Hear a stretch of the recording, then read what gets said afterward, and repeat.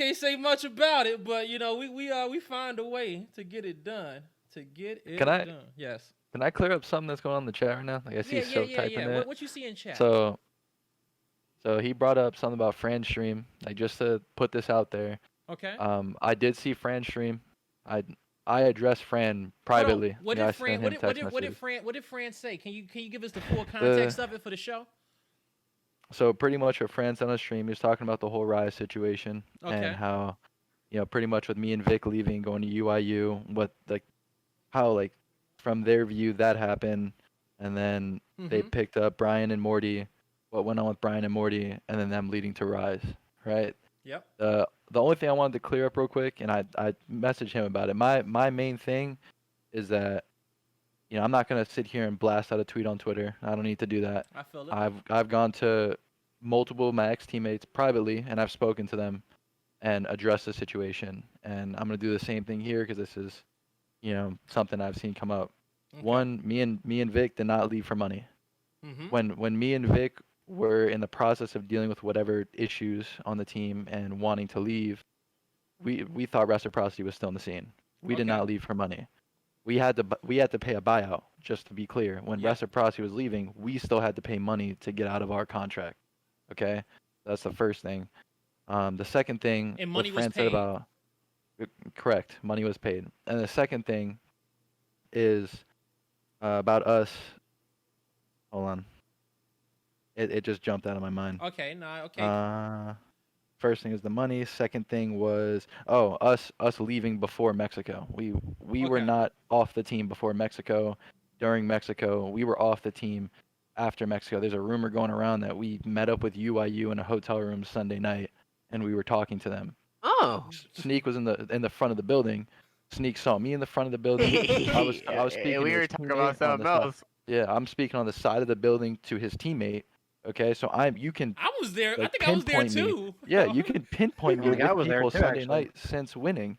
You can pinpoint my location. So there was no snaking that happened before the event or during the event. If you want to consider what me and Vic did snaking, that's fine. That you can put Mm-hmm. whatever term you want on it.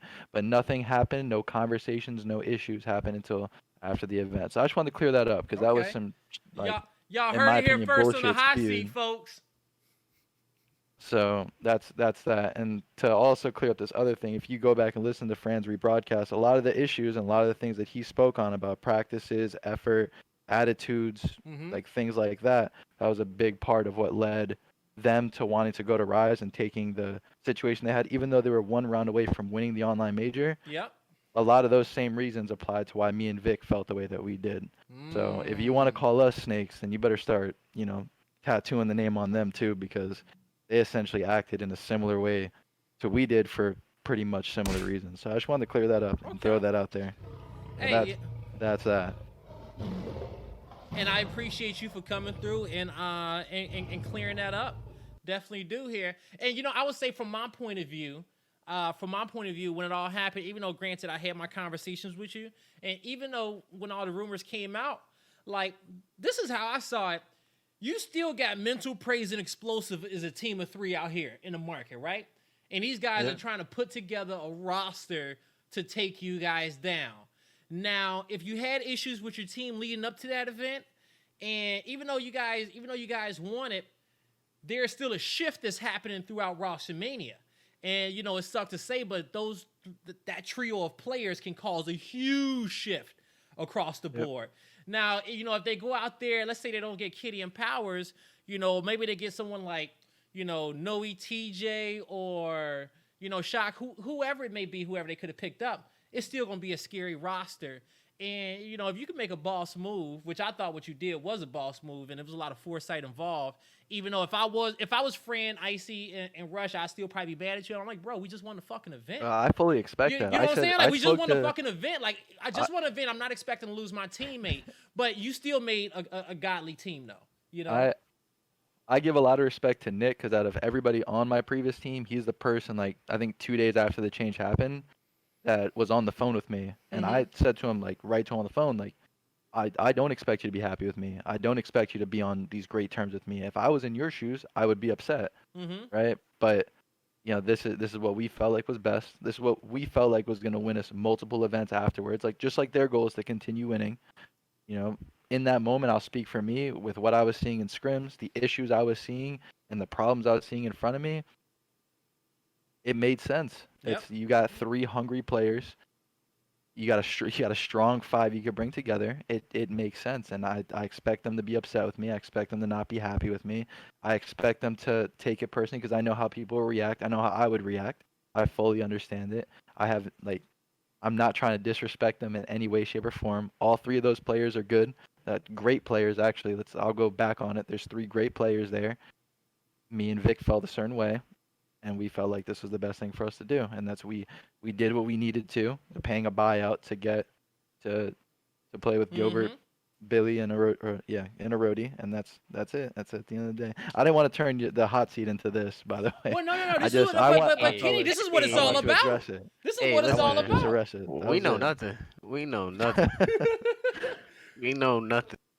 Yeah, it is what it is. Like, and you know what? I'm happy that you got a chance to. I'm happy that you got a chance to say your piece and clear it up, because like, to me, it's a boss move, because in order to check this out, guys, this is what you guys also have to understand as well, that to do esports full time as a professional player, no matter where you are, player, commentator, content creator, you have to go with the trends. And you have to make moves when you feel like it's right. You can't get left behind a curve. Sometimes you got to follow the money, or you got to follow where your best option is to get the money and where you got to go. If not, you may get left behind. And I think it's a good move. Look at hindsight. Okay, cool. You stay. Imagine you stay. You lose your org. Those guys pick up some more players. If arguments still continue to happen, yeah, it's a chance that y'all might win. But you break up the next event, you could lose out on the next 2.